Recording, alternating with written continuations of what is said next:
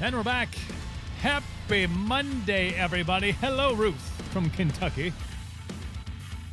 Kentucky in the house. Hello. It is Cooperville Live, wherever you are watching. Thank you for making us a part of your Monday festivities. First day of the week. Back to the grind. C-Dubs exam is finally over. Ba-ba-da-ba. Congratulations. Loving it. Loving it, loving it, loving it. There you are. Here I am. Welcome to the show. Feeling dancy on a Monday. Hope you all had a great weekend. We had a great weekend. For the most part. It was good. It was bueno. Man, if you are a Packer fan, woof! That was tough. There was a lot of sweating. My mom's in California. Hello, Mom. Hello. I hope you are well. Out in the West. That Packer game, though, was rough. C-Dub is going to try something new next month. I highly recommend trying new things. That's how you experience life to the fullest. Just ask me. I have like 40 jobs. And I love every one of them. Truth. Hashtag truth. For example, these ones. Cooperville Clothing. Check out our fantastic line of men's, women's. That's pretty much it. Men's and women's apparel. We got hats. We got other stuff too. We do have some accessories. Oh, what's that? Halloween is in 20 days. You need this on your wall, yeah? It's yoga. It's scary. It's perfect for the yoga fanatic who also loves Halloween. Stickers? Oh, we got stickers too. Stick it all on there. Look at all that stuff. For Mandate This, our AR Grim. Hey, look, it's me as a skeleton. That's kind of funny, too. Joe, what's up? Devil Horns in the ear. Check out CoopervilleClothing.com. More new things coming this week. The ladies line, though. Give it up for Nick on that. Got that crop hoodie, tee. I like what we got going on here. And, of course, Captain Coop's Beard Company. Beard oils, beard balms, beard butters for your bearded people. Perhaps that's you. Perhaps it's not. Perhaps you're a seasonal beard grower, as we do get into hunting season now. And you're allowed, you get permission to grow the facial hair this time of year. Well, here you go. At least while you have it, take care of it at CaptainCoops.com. Thank you, calendar, for reminding me what day of the week it is. I appreciate it. But no, we had a good weekend. Did a little fall camping, which really didn't qualify as fall. Joe, you will agree with this because it was like 80 on Saturday. Strangest thing. 80 in Wisconsin in October. That's weird. But we made the best of it. Nicole, of course, dealing with having one good leg and a severe sinus infection. Trooper, though. Trooper. Made it through the whole weekend. And family time was good. Important to have family time. And came home in time to watch the Packer game yesterday. And that was that was wild. Yeah, Trooper. Thanks for watching upstairs. Hashtag appreciate you. One hashtag. But no, it was all things considered. It's always nice to get out and get outdoors and do stuff. And when you can, in this state or in the Midwest, like super valuable. Because pretty soon, nobody wants to go camping when it's 30 below. I don't know why. They don't quite have their 30 below sleeping bags. Brewers are sucking it up. Yeah. Like I didn't even want to talk about it. It was nice being off the grid because where we were camping, we really didn't have much reception. And we cruised around a little bit, went to an apple orchard, went to Katy Cheese Factory. So we did a couple things. So we had some reception here and there. But didn't even know the score. Knew they won on Friday. And then I'm like, oh. Well. And then, I don't know. They lost today. They lost on Saturday. They're down 2-1. One game away from elimination. The team that was like so incredible to watch and a great record, best record they've ever had, best record in like 40 years, something like that. Best pitching. On the verge of elimination. Game 4 tomorrow. See, that's why it's tough for me to get invested in, like, basketball is tough. I mean, the Bucks made it to the finals all the way to the end. Bucks in 6. And I was like, cool. They won. But to invest, like, any amount of time in the playoffs, it's tough. Can't hit the ball. Can't hit the ball. I just see the box score, and I'm like, I didn't take any time out of my day to watch that fiasco. It's no good. But perhaps it'll be like the Bucks. You know, the Bucks were like, ooh. And then they find a way. They find a way. Let's see. Let's talk about some stories, things going on in the world. Try to keep it light, fluffy today. I think my hat is like curved in over here. I'm not a fan. I have to buy a new one. People put weird things in coffee. Right? Like I am pretty much, except for one time Nick did find like some bacon, maple bacon coffee. And I was like, I love all three of these things. Put them into one flavor.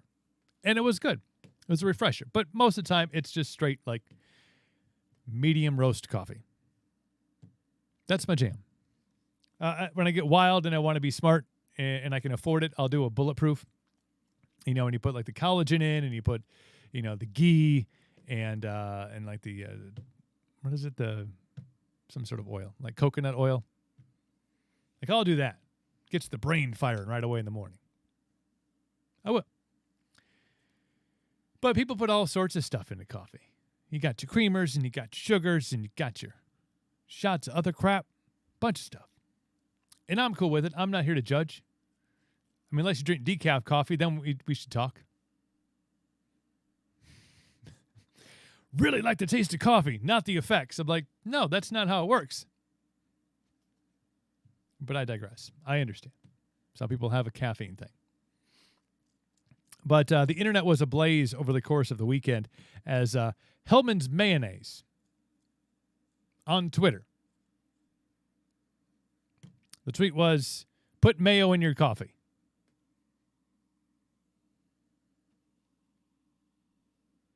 That was their tweet.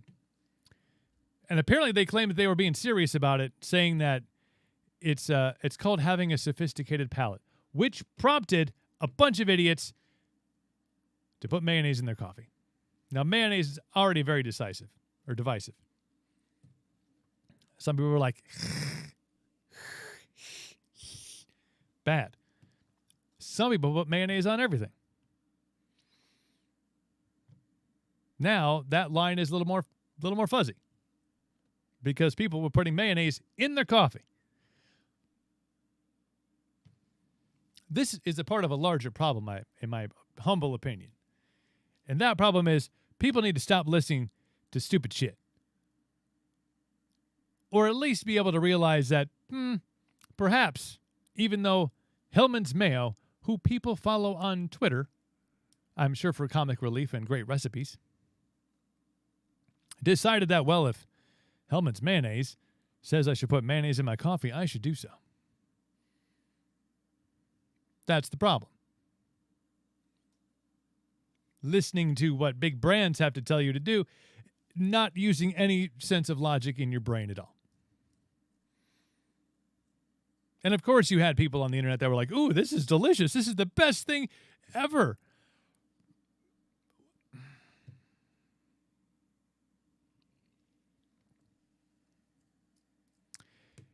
According to Hellmann's, the benefits of putting mayo in your coffee include mayo in your coffee and mayo in your coffee.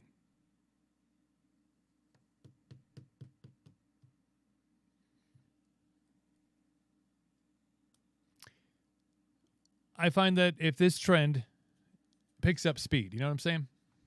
If this becomes a thing, if you were looking for that final filter on your friends list, you're like, if they're already in the iffy zone, like you keep them on just to see what they post, because you usually get stupid shit, this would be the thing to be like, I'm going to unfriend you, or unfollow, or block. Send you to seek therapy, perhaps. The sheeple following along that Hellmann's tells them that they should put mayonnaise in their coffee, and people do it.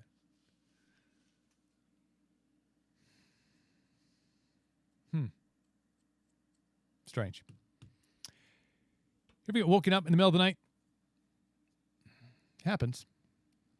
Multitudes of reasons. Dog can wake you up in the middle of the night. Kids. Arsenic is good in coffee. It's called natural selection, Joe. It's the bottom of the food chain, man. We just... Is it? That's how you just take off the ones at the bottom. I like it. A lot of things can wake you up, right? Thunderstorms. Maybe your house is haunted and you're woken by a spirit in the middle of the night. It's happened. You've watched the original Paranormal Activity? Kids are an obvious one. Perhaps it's this time of year you sleep with the windows open, you know? Loud car drives by. Like we have new people that moved in across the street. And they have one of those like a Honda or Funday something with a really loud exhaust. Like intentionally loud. Like they're racing. Not professionally. And not like Fast and Furious racing either. Somewhere below that. These things can wake you up in the middle of the night. A lot of things can. However, this woman in Canada maybe has... This is pretty legit. Woman in Canada woke up last week to a loud crashing sound in her house. Turns out a softball-sized meteorite blasted a hole through the roof and landed on the pillow next to her. I'm awake now. Now, seemingly lucky for this woman, or her would-be partner, she was either not there, or she does not have one. Because the person who would maybe normally be occupying that space would be dead. Which would be another horrible way to wake up.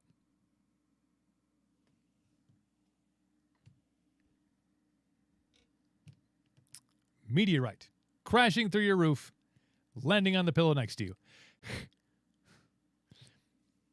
Did you ever watch Final Destination? I'm gonna hypothesize because the story doesn't really go into detail about this woman's private life, which is good.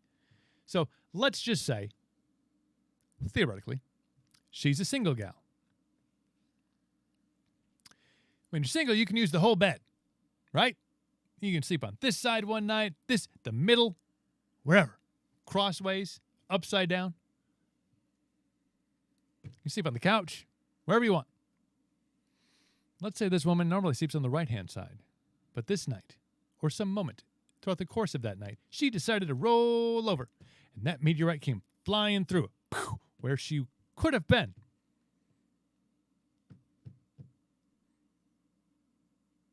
Like, that's... Of all the Final Destinations, that one wasn't thought of. Meteorite crashing through your house and killing you while you sleep.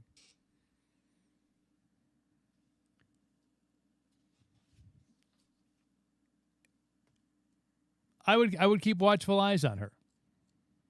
Because if the whole Final Destination thing, finds a way, there will be a follow-up story. A tragic one. But luckily for her, not this time. Speaking of Canada, a lot of strange stories coming out of Canada. 911, my friends, is only for emergencies. We seem to have, and maybe this is just a societal thing, we seem to have fallen into a world where emergency is now subject to personal opinion. You know what I mean? My kid won't do their homework. My parents are making me do my homework. Like, stupid things. People call 911 for. Tying up the operators. Like they got shit to do. We've all been in this situation. Been on a road, been on a trip. Maybe just driving home from work and get caught in traffic. It's the worst. You don't want to be caught in traffic in the first place. But imagine being stuck in traffic and really having to go to the bathroom. Who hasn't been there? Had that moment where you're like, it doesn't have to be a traffic jam. It could be like you hit all the stoplights on the way home. Never happens. You at least, maybe you get one or two, but this time, that day you hit all of them, and that's the day that you really have to utilize the facilities. You just want to get home. That's it. Still, as much as that sucks, that is not the time to use 911 services. Police Department of Canada released some 911 audio after a guy called because he was stuck in traffic and really had to go to the bathroom.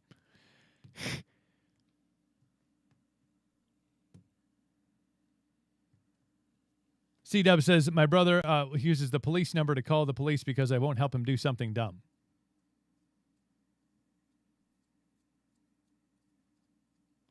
Good on you for not doing dumb things with your brother. That's smart. Him calling the police number, not so good. So dude really needs to go to the bathroom, decides I'm stuck in traffic. How can I facilitate a faster exit to go to the restorial facilities? Calling 911 is not it. The 911 operator was not having it. Basically told the guy to stop being stupid. The whole call lasted 38 seconds, which, by the way, when you have to use the bathroom, 38 seconds is a long time. Long time. It's not clear whether they charge him with a crime, but they release the audio to remind people not to misuse 911. Joe says, just go, man. Just go.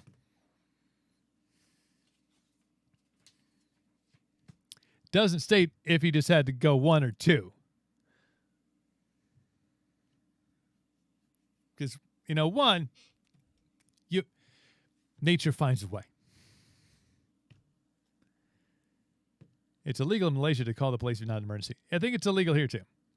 I don't know about illegal, but I think as a child once I did make that mistake. Like I had my cousins over and they were like, and then hung up, and then they call right back. And then they call your parents and they're like, hey, somebody called 911. You're like, stupid kids. And like tell your kids not to misuse 911. So I don't think it's a crime. Now, there was a whole thing because it happened to me when I first got the old Apple Watch. The factory settings on the buttons was there's a little side button down here that if you hold down will do whatever you want it to do when you program it. But out of the box, if you hold that button down, it calls 911. Now, not even holding it down, but if you are, say, running and you have a sweatshirt on and it catches that button and holds it for more than a second, it calls 911. Now, my story was I was running and I had my earbuds in and it was connected to my phone. And so it just music. And then it just starts ringing and it's like, 911, what's your emergency? I'm like, what? And I'm like, what? No, it's my watch.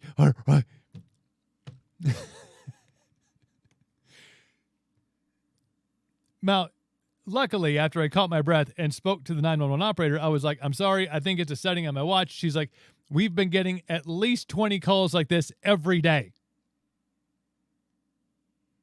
And you have to go into the app and change it on, don't do that. Make that button do something else. But again, they did not charge me with a crime. I think if there is a hang-up, or a prank call to 911, because they will automatically call that number back. And if nobody answers, they will send a police officer to your house. And so I'm guessing if at that point the police are actually involved and you're taking them off of solving crime and saving us from imminent evil and danger, that they will at least give you a stern talking to. I'm not sure if they're going to arrest you. Apple is dumb. It has its moments. Like, why would you do that? Or at least not tell people, like, hey, here's the factory settings. If this button gets, because when you get something new, like, who reads the instructions? Nobody. What happens if I hold this button down? Oh, that's what happens. How do I change that? Then you look shit up. Of course you do. So, friendly reminder,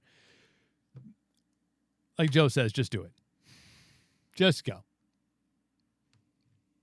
Like, you got to have like a water bottle or something in there, right? Like, it's like, people might see, but it could be worse. Or just buy new pants tomorrow. It'll be fine. It's Halloween season, 20 days until Halloween. Very exciting. A lot of festivities planned. Nicole's birthday. Happy birthday, if you're still listening up there. There's always the debate every year about candy corn. Always a debate. Yes, no. And there's not really much middle ground, is there? It's always like, hate it, love it. Because then they have not only just the candy corn, then they have like the pumpkins. Then they have like, there's like a caramel apple candy corn that it's really good. Like, if I find it, I buy it and I eat the whole bag in one sitting because I have a problem. So I would side myself on the I like candy corn. And now I learned that Nicole does not like candy corn, so there will not be random candy corn in the house. C-Dub's birthday is on the 14th of October, but that'll be the 13th here. 3 more days, man. Happy almost birthday. So I get the divide in candy corn. I like it. Others don't. But there's certain things. Like, I think people just do it to trigger others. I know, we live in a society that's so easily triggered that here we are fighting amongst ourselves about candy corn. But this may be a little too far. Joe likes circus peanuts too. I don't mind me a circus peanut every now and again. Unless they get like really stale and they turn like powdery, like real quick. That's just me. However, a meat market in Madison, Wisconsin, the great state, making a bad choice here. You know, Wisconsin, bratwurst, kind of our thing. All the worsts. Beer battered, or beer brats, Polish sausage, chorizo, and then we got like the specialty brats that are stuffed with different things, like mushroom and Swiss, or bacon and cheddar, like there's a million different. You go to these really cool like meat shops, and you can find almost any flavor of bratwurst that you like. Some are good, some are horrible. This is probably leaning towards the horrible side, as somebody has created a candy corn-filled bratwurst.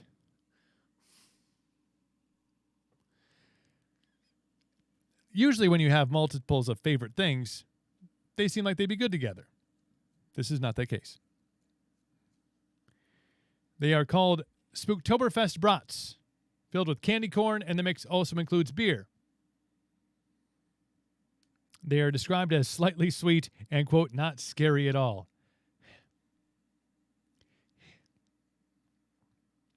Jennifer Street Market in Madison is where they have them. So you have a bratwurst, which probably includes some sort of meat mixture, and in the middle, candy corn.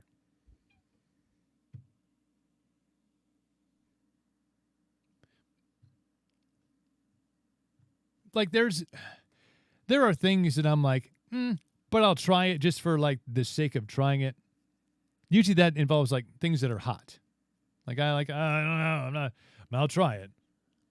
But this just, I try to imagine yourself, especially if you've enjoyed a bratwurst before and you understand that texture, that feel, that when you're like, bratwurst, even if it's got weird shit in it.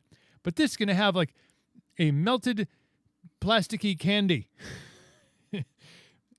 in the middle. Like, I understand sweet and savory. perhaps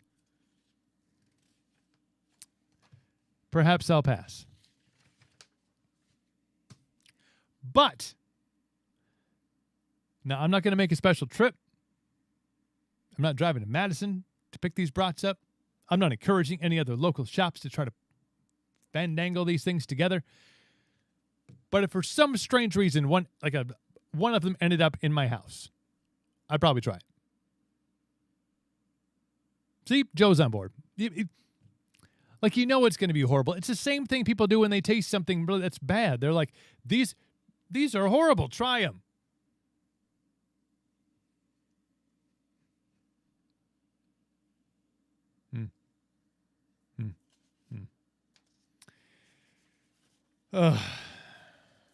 Speaking of idiots, maybe this was inevitable. Maybe. And maybe I'm upset because I didn't think of this idea myself. And I see the idiocracy in it, and I also see there's probably a market for it. And as an entrepreneur, I'm like, God, that's dumb, but man. Like fidget spinners, you know? Like, this is dumb, but it made a lot of money. And now they have those pop-it things. And my kids know those, they pop them back and forth. It's like a fidget toy. That's dumb. Guy's a billionaire that thought of that, though. Who's dumb now? It's like, if you tried wrapping your head around the NFTs, have you heard about NFTs yet? People selling digital content. Like, people are creating like pictures online and like really crappy graphics, and then they sell that digital image to you, and you own it, but you pay like stupid amounts of money for it. Digital space, and you can buy things so you don't tangibly own them. You just own like the digital copy and maybe a certificate of that you own it, so you could sell it to some other idiot. I don't know. But there's a new emerging fashion trend: clothes that don't exist.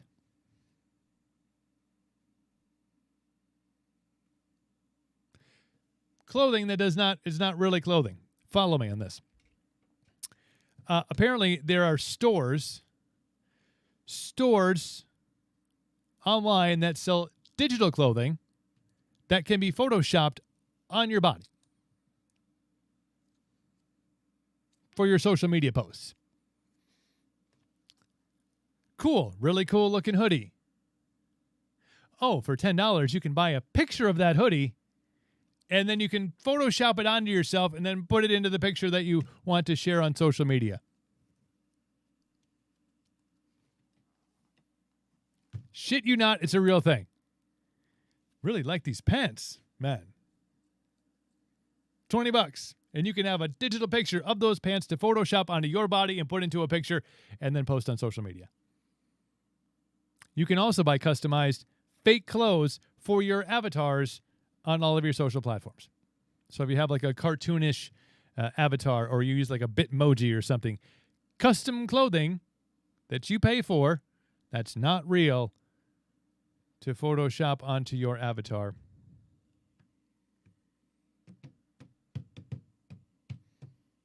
This is where we are. This is where we are in life. Not real clothes, fake clothes. And not in a cool nudist way, in you're paying money for a picture of clothes to put on a picture of you to post that picture on your social medias so people say, hey, cute top.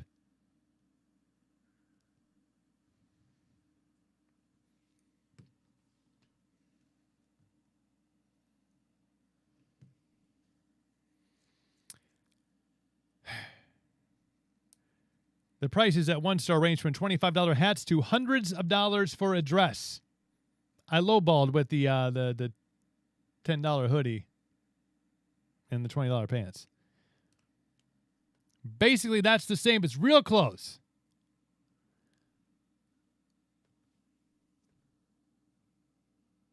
So instead of buying a pair of jeans for $50, arbitrary price, I don't know how much you pay for jeans, say it's $50. Instead of buying the actual jeans that you can actually wear and take a picture of yourself to post to your Facebook page or your Instagram page or your TikTok or whatever, you can buy a digital pair, superimpose them onto your body in a picture form, and then post that for the same price.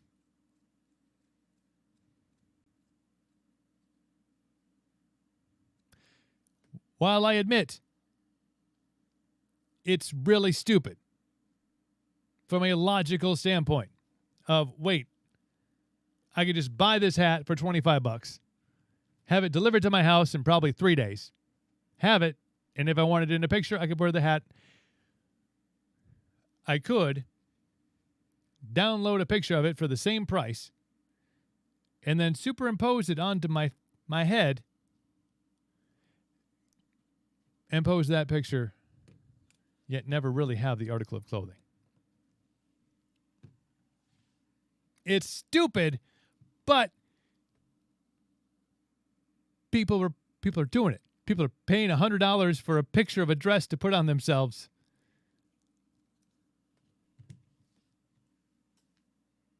Jody Kruger, JK, what's up? I don't know why. Why? Because we're all lost our shit. That's why. We're crazy people. For kids, gamers, and social media users, the appeal is evident. Because they never leave the house? Like, I don't know, you get a cool hoodie. You get like a nice shirt. And you digitally buy it. And you put it on yourself and you put it in the picture. Like, oh, that's a cool shirt. Then you go out in public. Never with that shirt on. And maybe that'd be more of like, maybe it's not, that doesn't sound like much of a guy thing. Like, hey man, where's that cool blue flannel that you had on there? Oh, was that a Dixon? Maybe it's more of like a girl thing. Like, man, that dress you had was really pretty. You should wear that to this event. Oh, it's really just a picture of the dress. Oh, how much you pay for that? $100. How much is the dress itself? Also, $100. Good. That doesn't seem completely insane at all. But remember, keep the faith in humanity. We're gonna be just fine. We're gonna be just fine.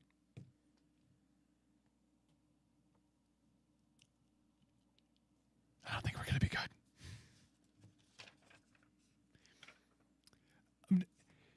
You know, maybe that's just the future. Is we just never leave the house. We visit places virtually. You know, we get, you know, we all live in like VR helmets. It's basically the Matrix. Like, oh, what do I want to wear today? Put me into a tux. We're going to the dance.